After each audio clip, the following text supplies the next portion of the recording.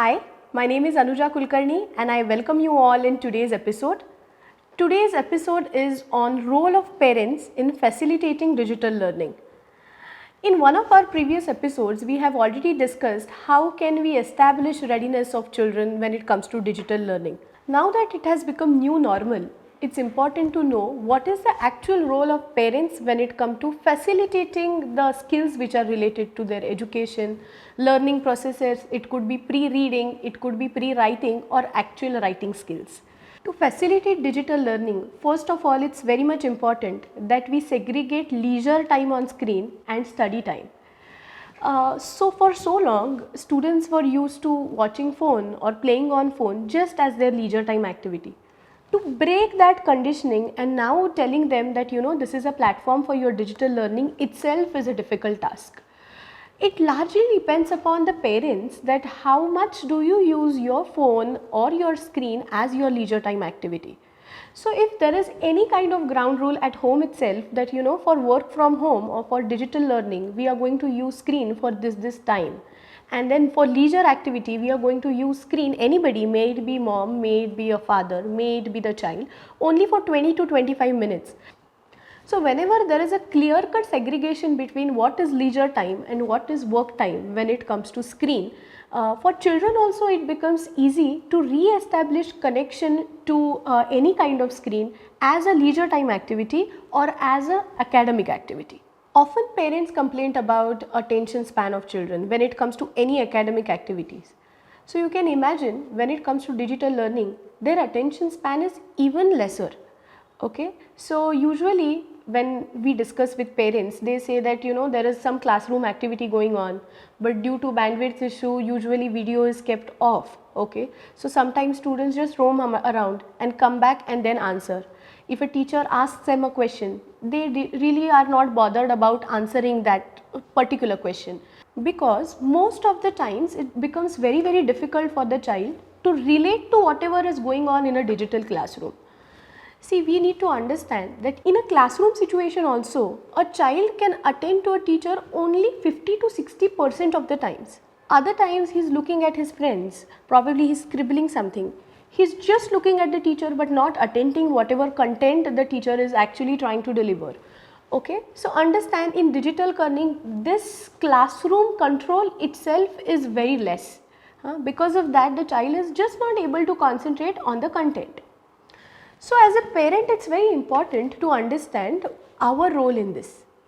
First and foremost, you have to make sure that your child is able to relate to a content. So what can we do? We can show him relevant videos on YouTube, which are more related to the application part of it. We could show them working models of whatever the teacher teaches in the class. There could be a wonderful conversation after the digital class regarding what did the teacher tell you and where do you observe that in day-to-day life. So here in current times of digital learning, the focus of study should not be writing, should not be creating answer, but can definitely be conceptual clarity.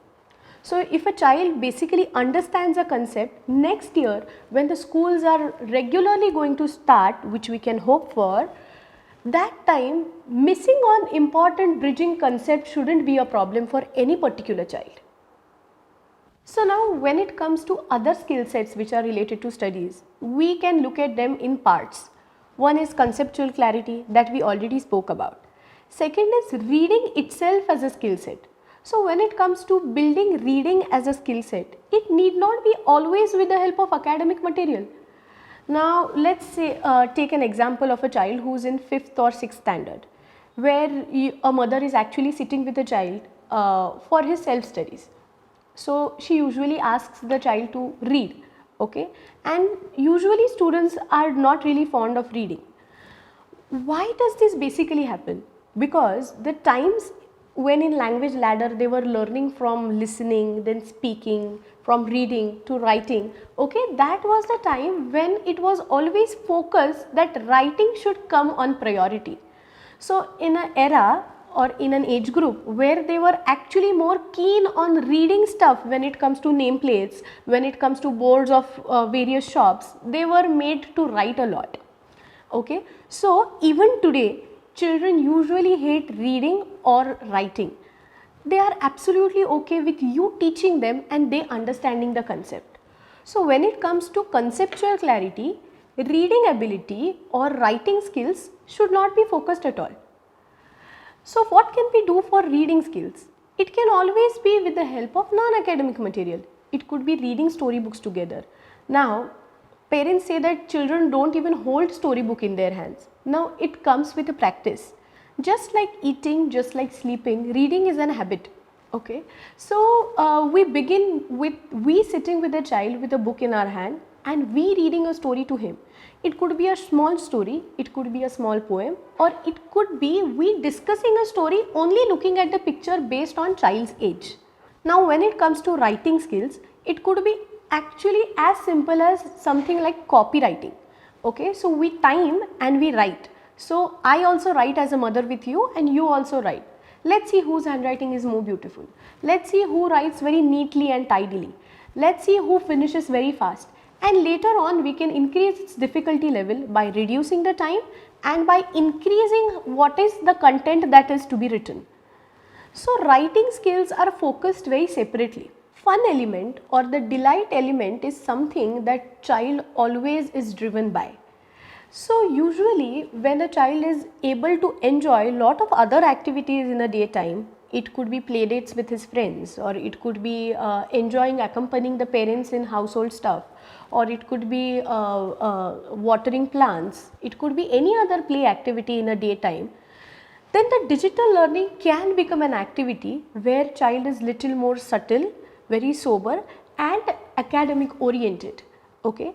If a child does not have any sufficient activities in a daytime, which can be a story post COVID in every house, then the child usually tries finding the fun element in their digital classrooms. So we have lot of stories of children who delete the homework. We have lot of stories of children scribbling on a digital pad when the teacher is telling something. Then there are times when children try to remove other people from the classroom. So what is exactly happening? The child is actually trying to create that fun element in a classroom situation, because a parent need to understand that otherwise, apart from that digital classroom, the child is really missing on that element. Rather than shouting at your child, can we try incorporating this fun element in his other day activities? Can we as parents make him more engaged in his day-to-day activities, where this half an hour, 45 minutes or 2 hours of digital learning can be absolutely okay for a child? Considering decreased attention span of children these days, it's very important to divide their daytime effectively. So if the morning time is for digital learning or digital classroom, afternoon time could be a combination of say homework, then little bit of self-study, little bit of screen time, and then it could be some play activities. Evening time could definitely be lot of physical activity like exercise, playing in the society, playing on a playground, going together for a play date, or playing with the parent, always accompanied by some other play activity with other parent or grandparents, etc. Last but very important thing is, we need to understand that digital learning is going to facilitate whatever is best possible for the child in that particular time frame. It cannot be 100% replacement to classroom learning or all the co-curricular or fun activities that the child has in the school. So as a parent also, our expectations should be very realistic, and we should be able to prioritize when it comes to each subject, whether conceptual clarity is more important, whether are we focusing more on the reading skill, or whether are we more targeting a writing skill for that particular time frame. Making a combination of all three, like how we have it in a normal school or examination setup, might not be possible when it comes to digital learning.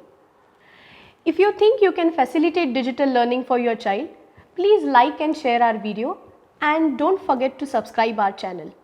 If you have any queries regarding this topic, don't forget to ask them. We will definitely try to answer your queries. Thank you.